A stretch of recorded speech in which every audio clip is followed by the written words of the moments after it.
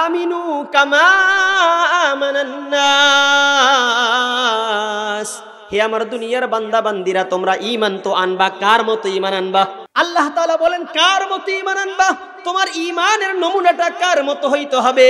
আল্লাহ তাআলা বলেন আমিনু কামা আমানান নাস, হে আমার দুনিয়ার বান্দা বান্দিরা তোমাদের ঈমানের নমুনাটা হবে সাহাবাওয়ালা ঈমানের মতো। সুবহানাল্লাহ বলে।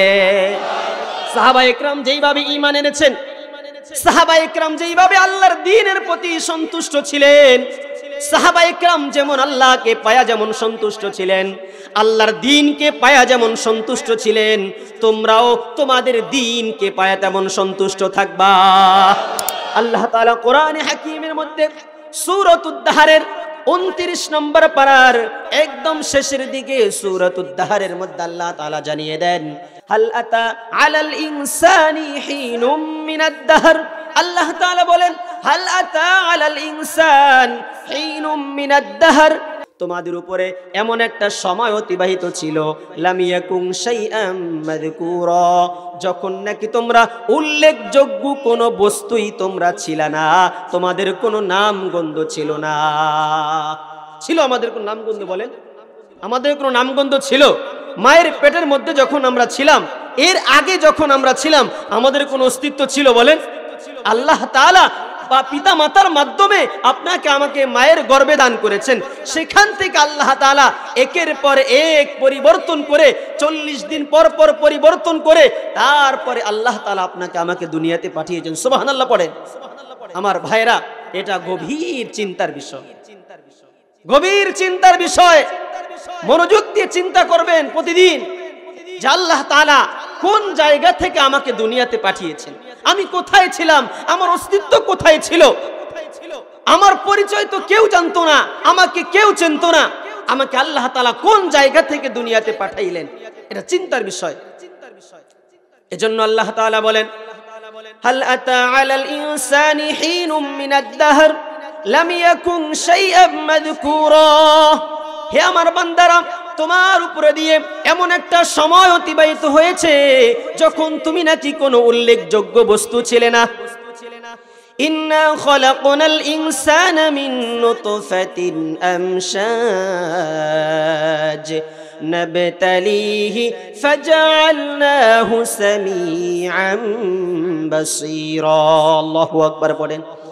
আল্লাহ তাআলা বলেন এরপরে আমি তোমাকে দুনিয়াতে পাঠিয়েছি, ইন্না খলাকনাল ইনসানা মিন নুতফা, পিতা মাতার একমাত্র নাপাক একটা পানির মাধ্যমে আমি আল্লাহ তাআলা তোমাকে বানিয়েছি। ইন্না খলাকনাল ইনসানা মিন নুতফাতিন আমশাজ, যেই পানিটা নাকি মিলিত পিতা মাতার মিশ্রিত রক্তের মাধ্যমে আমি আল্লাহ তাআলা তোমাকে পাঠিয়েছি। সুবহানাল্লাহ। কেন পাঠিয়েছি বান্দারে জানোনি? নাবতালিহি, তোমাকে আমি পরীক্ষা করার জন্য পাঠিয়েছি। সুবহানাল্লাহ বলেন। কেন পাঠিয়েছেন বলেন তো ভাইরা, বলেন বলেন কেন পাঠিয়েছেন? জবান খুলে বলেন। পরীক্ষা করার জন্য আল্লাহ তাআলা পাঠিয়েছেন। আল্লাহ বলেন নাবতালিহি, আমি তোমাকে পরীক্ষা করার জন্য পাঠিয়েছি। ফাজআলনাহু সামিআন বাসীরা, আল্লাহ বলেন এরপরে তোমাকে পরীক্ষার জন্য পাঠিয়ে ফাজআলনাহু সামিআন বাসীরা, আমি আল্লাহ তাআলা তোমাকে দুটো কান দিয়েছি, বাসীরা তোমাকে দুটো চক্ষু দিয়েছি। সুবহানাল্লাহ। আল্লাহ তাআলা মানুষকে বড় আদর করে বানিয়ে আল্লাহ তাআলা পরীক্ষা করার জন্য মানুষকে পাঠিয়েছেন। সূরাতুল আল্লাহ তাআলা 29 নম্বর সূরাতুল মুলকের মধ্যে একদম প্রথম নাম্বার সূরা 29 নম্বর পারা সূরা মুলকের মধ্যে আল্লাহ তাআলা বলেন তাবারাকাল্লাযী বিয়াদিহিল মুলকু ওয়া হুয়া আলা কুল্লি শাইইন কাদির الذي خلق الموت والحياة ليبلوكم أيكم أحسن عملا। আল্লাহ বলেন আল্লাযী খালাকাল মাউতা ওয়াল হায়াতা লিয়াবলুয়াকুম আইয়ুকুম আহসানু আমালা। ওই যে আল্লাহ তাআলা সূরাতুদ দাহরের মধ্যে বলেন নাবতালিহি, আমি তোমাকে পরীক্ষা করার জন্য দুনিয়াতে পাঠিয়েছি। সূরাতুল মুলকের মধ্যে আল্লাহ তাআলা সে উত্তর দিয়ে দেন কি পরীক্ষার জন্য আল্লাহ তাআলা পাঠিয়েছেন। আল্লাহ তাআলা বলেন আমি বান্দাদেরকে দেখতে চাই আইয়ুকুম আহসানু আমালা, কে কার চাইতে উত্তম আমল করতে পারে। সুবহানাল্লাহ। আল্লাযী খালাকাল মাউতা, আল্লাহ তাআলা যিনি খালাকাল মাউতা ওয়াল হায়াতা, যিনি খালাকাল মাউতা ওয়াল হায়াতা, যিনি মউত এবং হায়াতকে সৃষ্টি করেছেন। খালাকাল মাউতা ওয়াল হায়াতা লিয়াবলুয়াকুম, তোমাদেরকে পরীক্ষা করার জন্য। কি পরীক্ষা? আল্লাহ বলেন আইয়ুকুম আহসানু আমালা, পরীক্ষা হলো তোমরা কে কার চাইতে বেশি নেক আমল বেশি করতে পারো। কে কার চাইতে বেশি নেক আমল করতে পারি, এই পরীক্ষা করার জন্য আল্লাহ তাআলা পাঠিয়েছেন আপনাকে আমাকে। এই আয়াতের মধ্যে যদি আমরা দেখি, মুফাসসিরিন ইকরাম এই আয়াতের ব্যাখ্যায় লেখেন আল্লাযী খালাকাল মাউতা ওয়াল হায়াতা, এই আয়াতের মধ্যে আল্লাহ তাআলা প্রথমে খালাকাল মাউতের কথা আগে বলছেন, যে আল্লাহ তাআলা মৃত্যুকে সৃষ্টি করেছেন, ওয়াল হায়াতা তারপরে হায়াতকে সৃষ্টি করেছেন। এই আয়াতের মধ্যে হওয়ার দরকার ছিল আল্লাযী খালাকাল হায়াতা ওয়াল মাউতা, কিন্তু আল্লাহ তাআলা এইভাবে না বললে আল্লাহ তাআলা বললেন আল্লাযী খালাকাল মাউতা ওয়াল হায়াতা, উল্টা বললেন কেন? মানুষ তো আগে হচ্ছে মানুষের সৃষ্টি তারপরে মৃত্যু, বরং আল্লাহ তাআলা আগেই মৃত্যুর কথা বললেন আল্লাযী খালাকাল মাউতা ওয়াল হায়াতা। এই আয়াতে কারিমার মধ্যে আল্লাহ তাআলা আগে মৃত্যুর কথা বলে বান্দাদেরকে এই কথা জানায় দিতে চান, হে আমার বান্দারা দুনিয়াতে যাইবা, দুনিয়াতে তোমাকে আমি পাঠাইলাম, তোমাকে পাঠানোর পরে তুমি তোমার মৃত্যুর কথা সর্বপ্রথম স্মরণ করবা। সুবহানাল্লাহ। আল্লাহ তাআলা বলেন মৃত্যুর কথা তুমি স্মরণ করবা, তোমার আসল ঠিকানা হচ্ছে মৃত্যুর পরে। সুবহানাল্লাহ। মুমিনের আসল ঠিকানা হচ্ছে কোথায়? মৃত্যুর পরবর্তী যে ঠিকানা বারযাখ, সে আলমে বারযাখের ঠিকানা হচ্ছে একজন মুমিনের জন্য আসল ঠিকানা সেটা। এই জন্য আল্লাহ তাআলা আগে মৃত্যুর কথা বলছেন, যাতে করে দুনিয়াতে আসার পরে মৃত্যুকে তুমি ভুলে না যাও। মৃত্যুর কথা ভুলো না, আমার কথা ভুলো না, মৃত্যুর কথা স্মরণ রেখে তারপরে তুমি দুনিয়াতে আমল করবে। এই জন্য আল্লাহ তাআলা মৃত্যুর কথা আগে বললেন।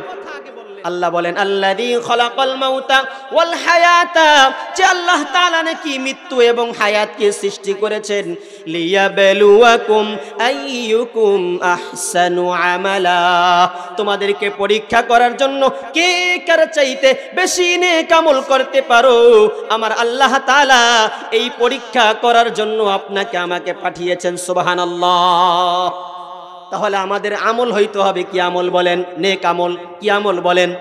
নেক আমল কে কার চাইতে বেশি আমল করতে পারি? আরে ভাই সাহাবায়ে কেরাম তো দামি হইছেন কেন? সাহাবায়ে কেরাম এক একজনের চাইতে বেশি আমল করতেন, নেক আমল করতেন, প্রতিযোগিতা করতেন। সাহাবায়ে কেরামের মধ্যে প্রতিযোগিতা শুরু হয়ে যাইতো। আরে সাহাবায়ে কেরাম যখন রাসূলের থেকে কোনো আমলের কথা শুনতেন, এক একজন সাহাবী পাগল পারা হয়ে যাইতেন আমল করার জন্য। সুবহানাল্লাহ। আরে রাসূল থেকে যখন কোনো আমল শুনতেন, রাসূল থেকে যখন কোনো আমলের কথা শুনতেন, ওই সাহাবী ওই আমল করার জন্য দেওয়ানা হয়ে যাইতেন। কখন আমল করব, কখন জান্নাতে যাব, কখন বেশি নেক আমল অর্জন করব। সাহাবায়ে কেরাম পেরেশান হয়ে যাইতেন। একটা ঘটনা মনে পড়ে গেছে, হাদিসের ঘটনা বলবো নি আপনাদেরকে, শুনবেন আপনারা, যে সাহাবায়ে কেরাম কেমন পাগল ছিলেন আমলের, কেমন পাগল ছিলেন আমলের, নেক আমলের, এবং একজন আরেকজনের চাইতে প্রতিযোগিতা করে তারা নেক আমল করতে। এই জন্য আল্লাহ তাআলা সূরাতুল বাকারার মধ্যে বলেন আমিনু কামা আমানান নাস, হে আমার দুনিয়ার বান্দা বান্দিরা, তোমাদের ঈমানের নমুনা হবে সাহাবাওয়ালা ঈমানের মতো। বলেন কার ঈমানের মতো? বলেন কার ঈমানের মতো? বলেন, আরে চিল্লায়া বলেন কার ঈমানের মতো? হইছে আরো চিল্লায়া বলেন কাদের ঈমানের মতো? সাহাবাওয়ালা ঈমানের মতো। সাহাবায়ে কেরাম যেমন ঈমান এনেছেন, আমাদের ঈমানটা সাহাবাদের ঈমানের মতো হইতে হবে। এই জন্য আল্লাহ তাআলা কোরআনে হাকীমের মধ্যে সূরাতুল বাকারার মধ্যে বলেন, আমিনু কামা আমানান নাস, হে আমার দুনিয়ার বান্দা বান্দিরা তোমরা ঈমান তো আনবা। কার মতো ঈমান আনবা? ওই যে দরবার শরীফের পীর সাহেবের মতো ঈমান আনবা, যার দরবারে গিয়া নাকি নারী পুরুষ সেজদা দেয় তার মতো কি ঈমান আনবা নাকি? যার বাড়ির দিকে ফিরে নাকি মহিলারা নামাজ আদায় করে ওই পীর সাহেবের মতো কি তোমরা ঈমান আনবা নাকি? আরে ভাই, নাকি কোনো মাজারওয়ালার মতো ঈমান আনবা? আল্লাহ তাআলা বলেন কার মতো ঈমান আনবা? তোমার ঈমানের নমুনাটা কার মতো হইতে হবে? আল্লাহ তাআলা বলেন আমিনু কামা আমানান নাস, হে আমার দুনিয়ার বান্দা বান্দিরা তোমাদের ঈমানের নমুনাটা হবে সাহাবাওয়ালা ঈমানের মতো। সুবহানাল্লাহ বলে। সাহাবায়ে কেরাম যেইভাবে ঈমান এনেছেন, সাহাবায়ে কেরাম যেইভাবে আল্লাহর দ্বীনের প্রতি সন্তুষ্ট ছিলেন, সাহাবায়ে কেরাম যেমন আল্লাহকে পায়া যেমন সন্তুষ্ট ছিলেন, আল্লাহর দ্বীনকে পায়া যেমন সন্তুষ্ট ছিলেন, তোমরাও তোমাদের দ্বীনকে পায়া তেমন সন্তুষ্ট থাকবা। সাহাবায়ে কেরাম আল্লাহর দ্বীনের প্রতি যেমন অটল ছিলেন, তোমরাও তোমাদের দ্বীনের উপরে তেমন অটল থাকবে। সাহাবায়ে কেরাম দ্বীনকে পায়া যেমন সন্তুষ্ট ছিলেন, তোমরাও দ্বীনকে পায়া তেমন সন্তুষ্ট থাকবে। এই জন্য নবী আলাইহিস সালাতু ওয়াস সালাম হাদিসে পাকের মধ্যে বলেন, রাদিতু বিল্লাহি রাব্বান, বলেন সবাই, রাদিতু বিল্লাহি রাব্বান ওয়া বিল ইসলামি দীনান ওয়া বিমুহাম্মাদিন সাল্লাল্লাহু আলাইহি ওয়াসাল্লাম নাবিয়্যান ওয়া রাসূলা। আল্লাহর নবী বলেন রাদিতু বিল্লাহি রাব্বান, আরে তোমার দ্বীনকে পায়া তুমি সন্তুষ্ট হইছো কিনা? তুমি যে ইসলাম ধর্ম পাইলা, এত সহজে পাইলা, পিতা মাতার সিলসিলা থেকে তুমি ইসলাম ধর্ম পায়া গেলা, তোমার কোনো কষ্ট করতে হয় নাই। অথচ সাহাবায়ে কেরাম এই দ্বীনের জন্য কত রক্ত ঝরিয়েছেন, ইসলামের জন্য শাহাদাত বরণ করেছেন। আমার নবী উহুদের ময়দানে দান মোবারক শহীদ হয়েছে, আমার নবীর চেহারা রক্তাক্ত হয়েছে, আমার নবীর পিঠেকে একেবারে জখম করে দিয়েছে, আমার নবীর এই পায়ের সাথে আর জুতার সাথে এইভাবে লেগে গিয়েছে।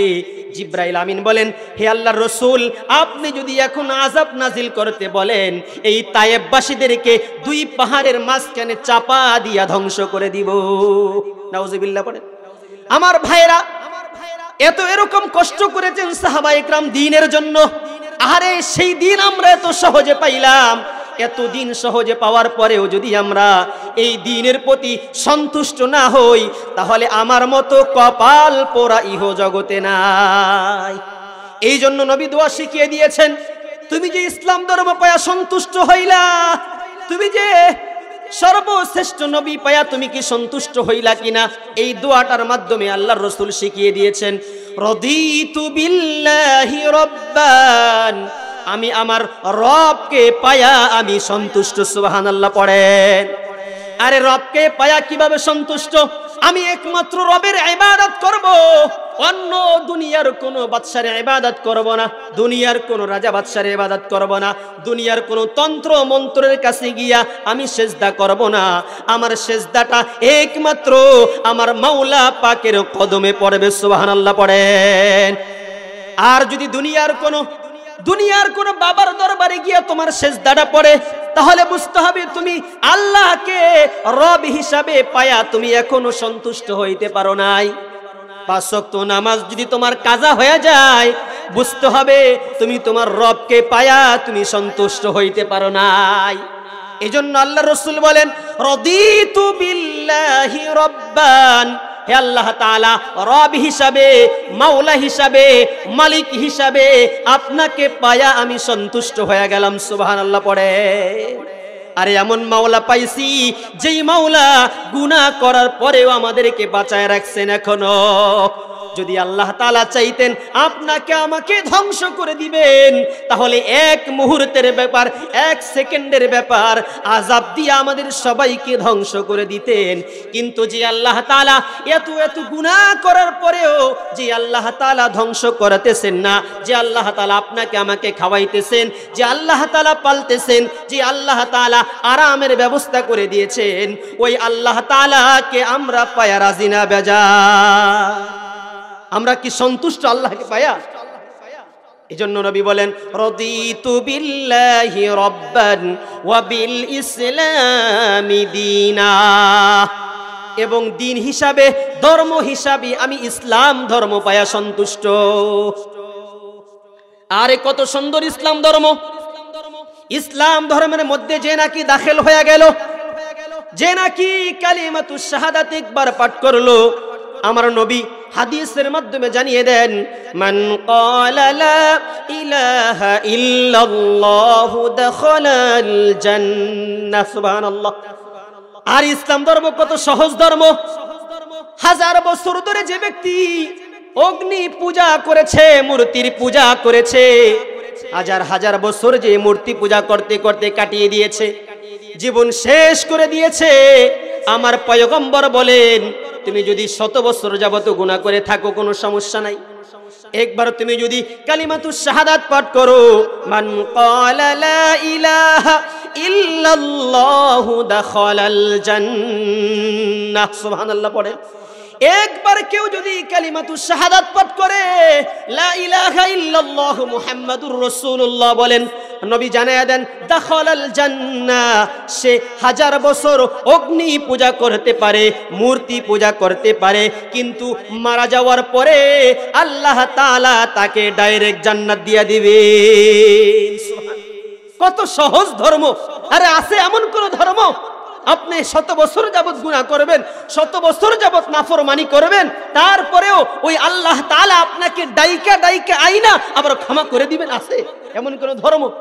আরে কত সুন্দর ইসলাম ধর্ম! আপনি গুনাহ করছেন, আল্লাহ পাকের কাছে ফিরে আসেন, আল্লাহ পাকের কাছে ফিরে এসে আপনি একবার কালিমায়ে শাহাদাত পাঠ করেন, কালেমা পড়েন। নবী বলেন আরে তুমি 100 বছর যদি তুমি নাফরমানি করে থাকো, তুমি একবার কালিমাতুশ শাহাদাত পাঠ করবা, আল্লাহ তাআলা তোমার পিছনের যত কুফরি করেছো সব কুফরি গুনাহগুলো আল্লাহ তাআলা ক্ষমা করে দিবেন। সুবহানাল্লাহ। ওয়া বিল ইসলামি দীনা, দিন হিসাবে, ধর্ম হিসাবে আমি ইসলাম ধর্ম পায়া আমি সন্তুষ্ট। সুবহানাল্লাহ। এই জন্য ইসলাম ধর্ম বড় সহজ ধর্ম, বড় বড় সহজ ধর্ম। ইসলাম ধর্মের চাইতে সম্মানিত ধর্ম, ইসলাম ধর্মের চাইতে মকবুল ধর্ম আল্লাহর কাছে আর কিছুই নাই। একমাত্র ইসলাম ধর্মই হচ্ছে আল্লাহ পাকের কাছে সর্বশ্রেষ্ঠ ধর্ম, পছন্দনীয় ধর্ম। আল্লাহ পাকের কাছে যত ধর্ম আছে, وَمَن يَبْتَغِ غَيْرَ الْإِسْلَامِ دِينًا فَلَن يُقْبَلَ مِنْهُ। আল্লাহ বলেন وَمَن يَبْتَغِ غَيْرَ الْإِسْلَامِ دِينًا, ইসলাম ধর্মকে যে নাকি অন্য ধর্ম দ্বারা রূপান্তরিত করবে, مَن يَبْتَغِ غَيْرَ الْإِسْلَامِ دِينًا, ইসলাম ধর্ম ব্যতীত অন্য কোন ধর্ম যে নাকি গ্রহণ করবে, ফালাই ইউকবালা মিন, ওই ধর্ম আল্লাহ পাক রব্বুল আলামিন পছন্দ করবেন না। ওয়া হুয়া ফিল আখিরাতি মিনাল খাসিরিন, আর এই অন্য ধর্ম গ্রহণ করার কারণে তার ঠিকানা হবে জাহান্নাম, সে হবে ক্ষতিগ্রস্ত। আর যে নাকি ইসলামের সুশীতল ছায়ে কালেমা পড়ে প্রবেশ করলো, আমার নবী জানায়া দেন 100 বছর যাবত গুনাহ করলেও নবীর শাফাআত পায়া সে জান্নাতে চলে যাবে। এই জন্য ইসলাম ধর্ম পায়া কি আমরা সন্তুষ্ট? ওয়াবিল ইসলামি দীনান, নবী বলেন যে নাকি ইসলাম ধর্ম পায়া সন্তুষ্ট, ওয়াবি মুহাম্মাদিন সাল্লাল্লাহু আলাইহি ওয়াসাল্লাম নাবিয়্যাও ওয়া রাসূলা, ওয়াবি মুহাম্মাদিন সাল্লাল্লাহু আলাইহি ওয়াসাল্লাম নাবিয়্যাও ওয়া রাসূলা, এবং মুহাম্মাদুর রাসূলুল্লাহ সাল্লাল্লাহু আলাইহি ওয়াসাল্লামকে নবী হিসাবে পায়া যে সন্তুষ্ট। আর নবী হিসাবে আল্লাহ তাআলা সর্বশ্রেষ্ঠ নবী আপনাকে আমাকে দিয়েছেন। আরে এই নবী নবীর উম্মত হওয়ার জন্য কত আম্বিয়া আলাইহিস সালাতু ওয়াস সালাম ক্রন্দন করেছেন, কাঁদতে কাঁদতে জীবন শেষ করেছেন, কিন্তু তারা তো উম্মত হইতে পারলেন না। আপনাকে আমাকে আল্লাহ তাআলা বিনা দরখাস্তে এই নবীর উম্মত বানিয়েছেন। আল্লাহ তাআলা বলেন যে নাকি এই নবীর উম্মত পাবে, উম্মত হয়ে যাবে, যে নাকি এই নবীর উম্মত হইতে পারবে, যে নাকি এই নবীর শাফাআত পাবে, আল্লাহ তাআলা বলেন তার জন্য জাহান্নামের আগুন হারাম হয়ে যাবে। সুবহানাল্লাহ। এই জন্য এই কথাটা বলার জন্যই বলতেছিলাম যে সর্বশ্রেষ্ঠ নবী আল্লাহ তাআলা আমাদেরকে দিয়েছেন। এজন্য এই সর্বশ্রেষ্ঠ নবীর এতআত, সর্বশ্রেষ্ঠ নবীর কথাগুলো যদি আমরা গ্রহণ করতে পারি, সর্বশ্রেষ্ঠ উম্মত আমরা হয়ে যাব। সুবহানাল্লাহ। এই জন্য নবী আলাইহিস সালাতু ওয়াস সালাম জানিয়ে দেন যে যারা নাকি হায়াত অল্প পাবে আর উত্তম আমল করতে পারবে, তারাই হচ্ছে সর্বশ্রেষ্ঠ ব্যক্তি। সুবহানাল্লাহ। নবী আলাইহিস সালাতু ওয়াস সালামকে একবার এক সাহাবী জিজ্ঞাসা করলেন, ইয়া রাসূলুল্লাহ, আইয়ুন নাসি খায়রুন, কোন ব্যক্তি উত্তম? আইয়ুন নাসি খায়রুন, কোন ব্যক্তি উত্তম, পৃথিবীর মধ্যে কোন ব্যক্তি উত্তম? নবী আলাইহিস সালাতু ওয়াস সালাম জানায়া দেন, মান তালা উমরুহু ওয়া হাসুনা আমালুহু। হে আমার সাহাবী, তুমি জিজ্ঞাসা করেছো দুনিয়ার মধ্যে কোন ব্যক্তি উত্তম? তুমি শুনিয়া রাখো, দুনিয়ার মধ্যে যে ব্যক্তির টাকা পয়সা বেশি ওই ব্যক্তি উত্তম না, যে ব্যক্তির বাড়িটা বড় বড় বাড়ি, সবচেয়ে বড় দালান গ্রামের মধ্যে ওই ব্যক্তি বড় না, ওই ব্যক্তি উত্তম না, যে ব্যক্তি বড় চাকরি করে ওই ব্যক্তি উত্তম না, যে ব্যক্তি সরকারি চাকরি করে ওই ব্যক্তি উত্তম না, যে ব্যক্তি সরকার প্রধানের যে ব্যক্তি উপদেষ্টা হয়ে যায় ওই ব্যক্তি আল্লাহর কাছে উত্তম না। নবী বলেন তাহলে উত্তম ব্যক্তিকে? মান তালা উমরুহু ওয়া হাসুনা আমালুহু। আমার নবী জানায়া দেন যে নাকি লম্বা হায়াত পাইল, ওয়া হাসুনা আমালুহু, এবং লম্বা হায়াত পায়া তার আমলটাকে সুন্দর করে নিল। সুবহানাল্লাহ। যে নাকি লম্বা হায়াত পাইল, ওয়া হাসুনা আমালুহু, এবং উত্তম আমল করলো, নেক আমল করলো, আল্লাহ পাকের কাছে পছন্দনীয় বান্দা, সেই সবচেয়ে প্রিয় বান্দা। সুবহানাল্লাহ। ওই সাহাবী আবার জিজ্ঞাসা করেন, আইয়ুন নাসি শাররুন, ইয়া রাসূলুল্লাহ, আপনার জবান দ্বারা বুঝতে পারলাম সবচেয়ে উত্তম ব্যক্তিকে? যে নাকি লম্বা হায়াত পাইল আর নেক আমল করলো, সে তো সবচেয়ে উত্তম ব্যক্তি জামানার মধ্যে, সমাজের মধ্যে সবচেয়ে উত্তম ব্যক্তি সে যে নাকি লম্বা হায়াত পাবে আর নেক আমলের দ্বারা তার জীবনটাকে সাজাবে। আল্লাহ পাকের কাছে সে সবচেয়ে দামি মানুষ। আচ্ছা, বুঝতে পারলাম। আইয়ুন নাসি শাররুন, তাহলে সবচেয়ে খারাপ মানুষকে নবী জানায়া দেন, হে আমার সাহাবী শুনিয়া রাখো, যে নাকি তোমাদের মধ্যে সবচেয়ে গরিব সে কিন্তু খারাপ না, যার ঘর বাড়ি নেই সে কিন্তু খারাপ না, আহারে যাকে সমাজের লোক দাম দেয় না সে কিন্তু খারাপ না, আহারে যাকে কেউ চেনে না সে কিন্তু খারাপ না। নবী বলেন আইয়ুন নাসি খায়রুন। ওই সাহাবী বলেন কোন ব্যক্তি আপনার কাছে সবচেয়ে নিকৃষ্ট দুনিয়াতে কোন ব্যক্তি? নবী জানায়া দেন, মান তালা উমরুহু ওয়া সাআ আমালুহু। আহারে সবচেয়ে নিকৃষ্ট ব্যক্তি হচ্ছে সে, মান তালা উমরুহু, যে নাকি লম্বা হায়াত পাইল, ওয়া সাআ আমালুহু, এবং সে মন্দ আমল করলো। নাউজুবিল্লাহ পড়ে। যে নাকি লম্বা হায়াত পাইল, লম্বা হায়াত পাওয়ার পরে নেক আমল করতে পারে নাই, সে তার জীবনটাকে বরবাদ করে দিয়েছে গুনাহ করতে করতে, ওই ব্যক্তি হচ্ছে সমাজের মধ্যে আল্লাহ পাকের কাছে সবচেয়ে নিকৃষ্ট ব্যক্তি। মান তালা উমরুহু ওয়া সাআ আমালুহু, লম্বা হায়াত পাইল কিন্তু নেক আমল করতে পারলো না, তামাম জীবনটা গুনাহ করতে করতে ঝরঝরিত করে ফেলেছে। নবী বলেন ওই ব্যক্তি হচ্ছে আল্লাহ পাকের কাছে সবচেয়ে নিকৃষ্ট ব্যক্তি। তাহলে বোঝা গেল আল্লাহ পাকের কাছে পছন্দনীয় হইতে হলে আমাদের ঈমান আমল ঠিক করতে হবে। বলেন ঠিক কিনা?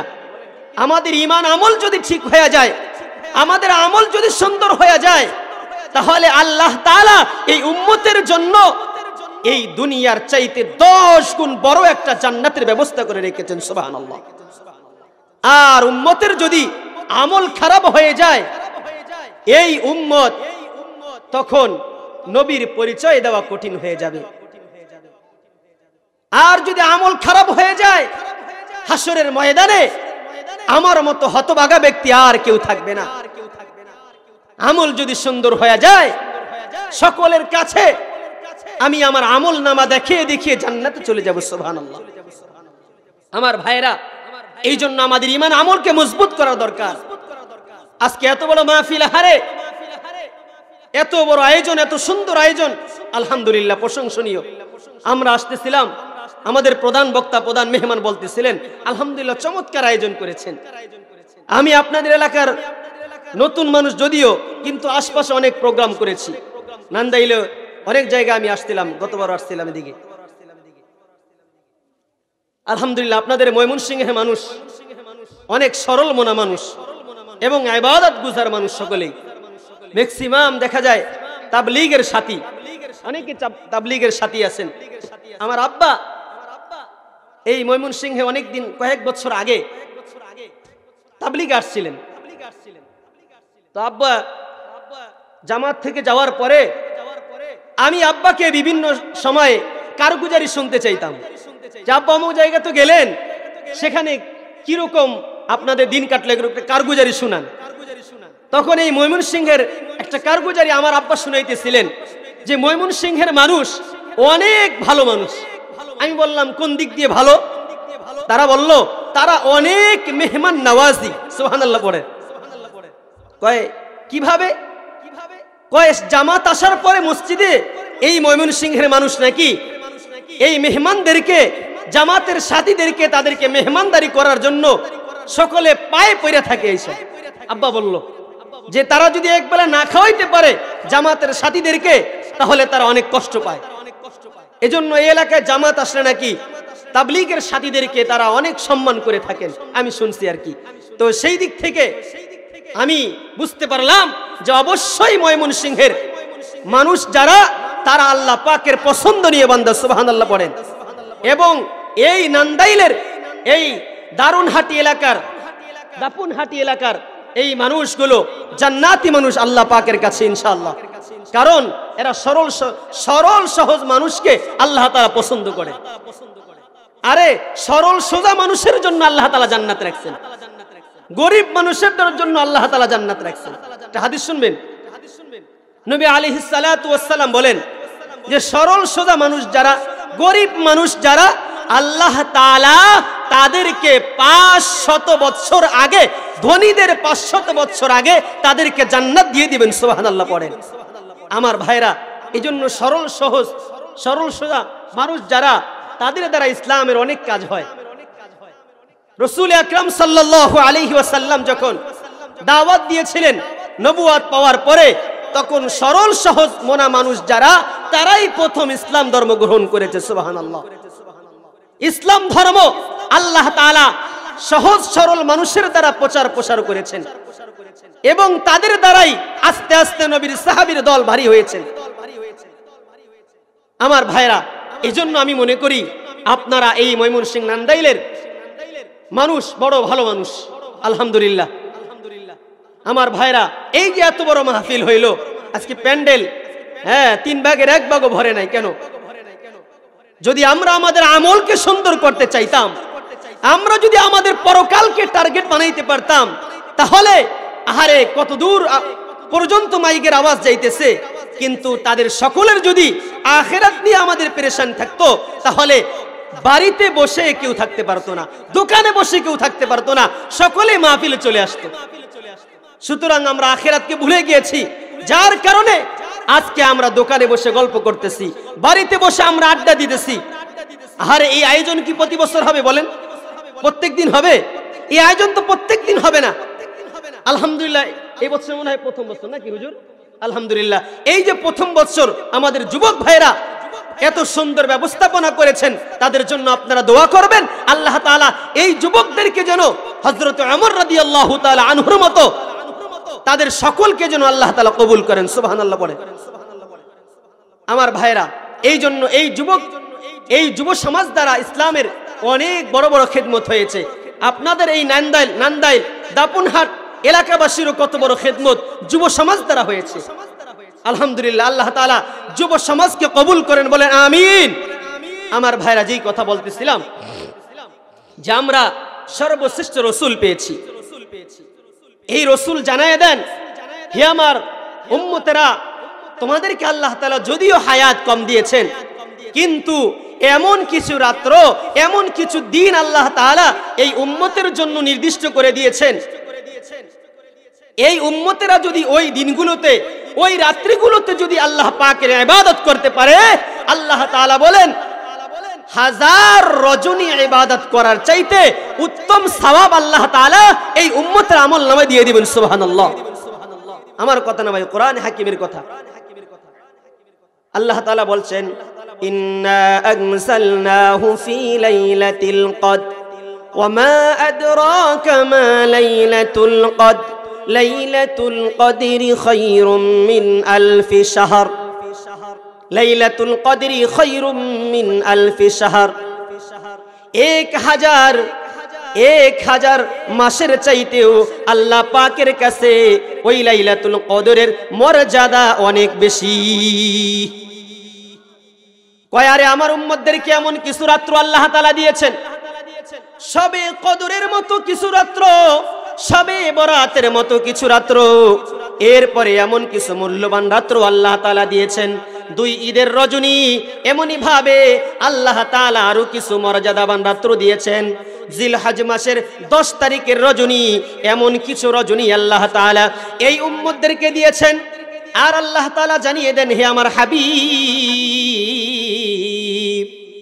আপনার উম্মতদেরকে যদিও আমি হায়াত কম দিয়েছি, আপনার উম্মতেরা যদি এই রজনীগুলি পাইয়া আপনার উম্মত যদি একটু আমল করতে পারে, আপনার উম্মত যদিও হায়াত কম পাইছে, আপনার উম্মতদেরকে আমি আল্লাহ তাআলা যদিও হায়াত কম দিয়েছি, কিন্তু এই যে কিছু মূল্যবান রাত্র আমি আপনার উম্মতের জন্য ফিক্সড করে দিয়েছি, এই রাত্রগুলো যদি আপনার উম্মত কাজে লাগাইতে পারে, আমার নবী জানায়া দেন, আমার আল্লাহ তাআলা জানিয়ে দেন, আপনার উম্মত 1000 বছর ইবাদত করলে যেই সওয়াব পাইতো তার চাইতে বেশি নেকি হবে।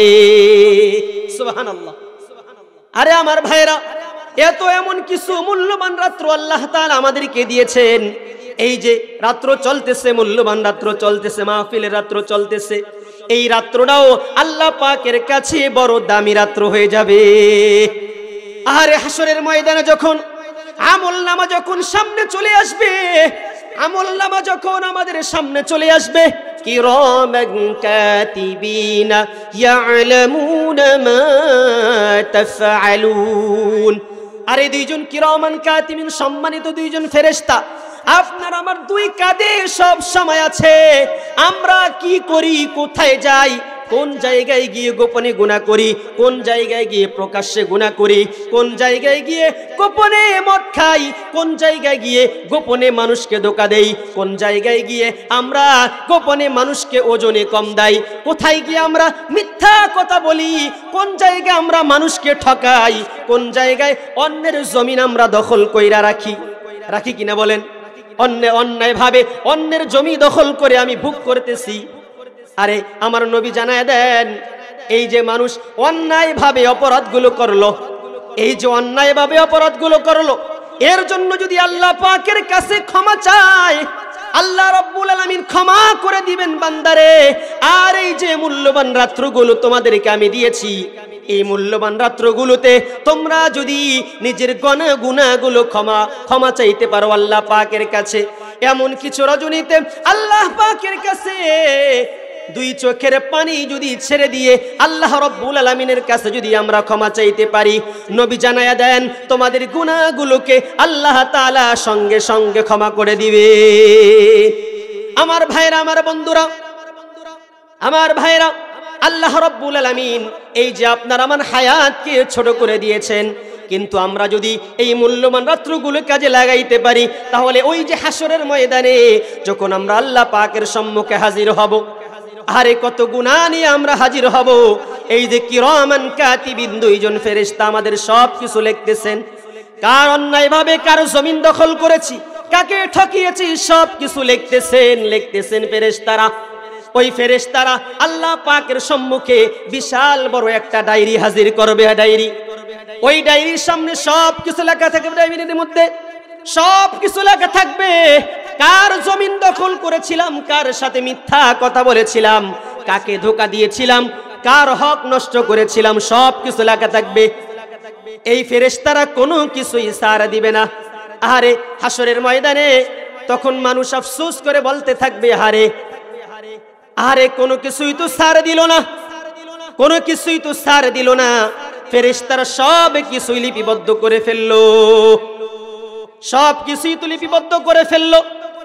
আরে গোপনে কত গুনাহ করেছি, আরে এমন জায়গায় গুনাহ করেছি কেউ তো জানে না, আরে এমন জায়গায় অপরাধ করেছি দুনিয়ার কোনো মানুষ তো দেখে নাই। লা ইউগাদিরু সগীরাতান ওয়ালা কাবীরাতান ইল্লা আহসাহা। আরে সেদিন বলবে লা ইউগাদিরু সগীরাতান ওয়ালা কাবীরাতান ইল্লা আহসাহা। আরে কোনো ছোট গুনাহও ছাড়ে নাই, আরে কোনো বড় গুনাহও তো ছাড়ে নাই। সব কিছু ডায়েরির মধ্যে লিপিবদ্ধ করা। ওই যে ডায়েরি যখন আল্লাহ পাকের সম্মুখে হাজির করবে, ডায়েরি যখন হাজির করবে, এই যে আপনি আমি এরকম রজনীগুলো কাজে লাগাইছি কিনা, এই মাহফিলের মধ্যে সময় দিয়েছি কিনা, মূল্যবান রাত্রগুলো পাওয়ার পরে কদর করেছি কিনা, সেদিন আল্লাহ তাআলা ওই ডায়েরির মধ্যে লেখা থাকবে। ফেরেশতারা লিখে রাখবে, এ আল্লাহ আপনার অবক বান্দা নান্দাইল দাপনহাটি এলাকায় বসে মাহফিল শুনেছিল গভীর রজনীতে, শীতের রজনীতে। রব্বুল আলামিন আপনার এই গুনাহগার বান্দা যদিও অনেক গুনাহ হাজির করে আপনার সামনে আসছে, যদিও অনেক গুনাহ নিয়ে, পাহাড় পরিমাণ গুনাহ নিয়ে আপনার কাছে হাজির হয়েছে, ইয়া মাওলাই কারীম আপনার এই গুনাহগার বান্দার কিছু আমল আছে, এমন কিছু আমল আছে। আরে গভীর রজনী ছিল, শীতের রজনী ছিল, চাদরটা গায়ে দিয়া তারপরে দূর থেকে হাইটা চলে আসছে। আর সারা রাত্র গভীর রজনী পর্যন্ত কোরআন ও হাদিসের আলোচনা মনোযোগ দিয়ে শুনছিল।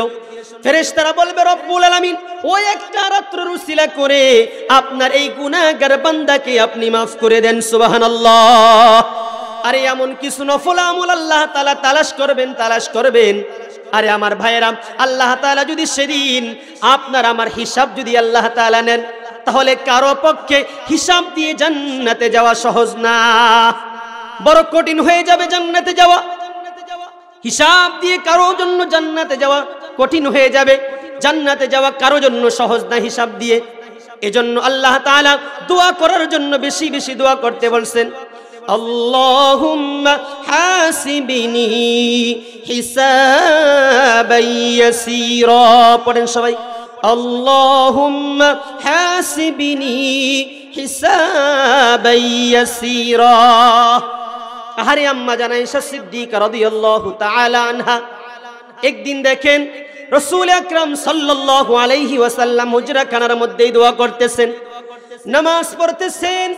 আর নামাজের পরে বিশ্ব নবী মুহাম্মদুর রাসূলুল্লাহ সাল্লাল্লাহু আলাইহি ওয়াসাল্লাম দুই হাত উঠিয়ে আল্লাহ পাকের কাছে দোয়া করতেছেন, আল্লাহুম্মা হাসিবিনি হিসাবান ইয়াসীরা। এই দোয়া করতেছেন আর চোখ দিয়ে পানি ঝরঝরিয়ে পড়তেছে। আম্মাজান লক্ষ্য করলেন, হারে আল্লাহুম্মা হাসিবিনি হিসাবান ইয়াসীরা এর অর্থ হচ্ছে, হে আল্লাহ কিয়ামতের ময়দানে আপনি আমার জন্য সহজ হিসাবের ব্যবস্থা করে দিয়ে। সুবহানাল্লাহ। আরে সহজ হিসাবের অর্থ কি? আম্মাজান জিজ্ঞাসা করলেন, ইয়া রাসূলুল্লাহ, ইয়া হাবিবাল্লাহ, সহজ হিসাবের অর্থ কি? সহজ হিসাব কি রকম হবে? আমার নবী বলেন, হে আয়েশা রে, তুমি শুনিয়া রাখো, সহজ হিসাব হচ্ছে যেই ব্যক্তির জন্য আল্লাহ তাআলা সহজ হিসাবের ফয়সালা করবেন, ওই বান্দার ওই আমল নামার দিকে শুধুমাত্র আল্লাহ রাব্বুল আলামিন কুদরতি চক্ষু দিয়া শুধুমাত্র একটা নজর দিবেন, আর এই নজরটাই ওই বান্দা বান্দির জন্য সহজ হিসাব হয়ে যাবে। সুবহানাল্লাহ। আরে সহজ হিসাবের অর্থ হচ্ছে এই আমল নামা যখন আল্লাহ পাকের সম্মুখে ফেরেশতারা হাজির করবে, তখন আল্লাহ তাআলা ওই আমল নামার দিকে শুধুমাত্র একটা নজর দিবেন আর বলবেন, যা আমার এই বান্দাকে জান্নাতে দিয়ে দে। আমার এই বান্দা ওই দাপুনহাট এলাকায় বৈশা বৈশা গভীর রজনী পর্যন্ত, রাত্র পর্যন্ত, শীতের রজনীতে বড় কষ্ট করে কোরআন ও হাদিসের আলোচনা শুনছে, যা আমার এই বান্দার হিসাবকে আমি সহজ করে দিলাম। সুবহানাল্লাহ পড়েন। আমার ভাইরা, এই সহজ হিসাব যদি আমাদের না হয়, আমাদের কোনো উপায় থাকবে না। আমার ভাইরা, এজন্য আল্লাহ পাকের কাছে দোয়া করব, হে আল্লাহ, আপনি আমাকে বিনা হিসাবে জান্নাত দান করেন, বিগাইরি হিসাব। হে আল্লাহ, আপনি আমাকে বিনা হিসাবে জান্নাত দান করেন। যদি আপনি হিসাব নেন, আমার পক্ষে হিসাব দিয়ে জান্নাতে যাওয়া সহজ না। আমি জান্নাতে যাইতে পারবো না যদি আপনি এক ফোঁটা পানির যদি হিসাব আপনার কাছে দিতে হয়, বড় কঠিন হয়ে যাবে আমার।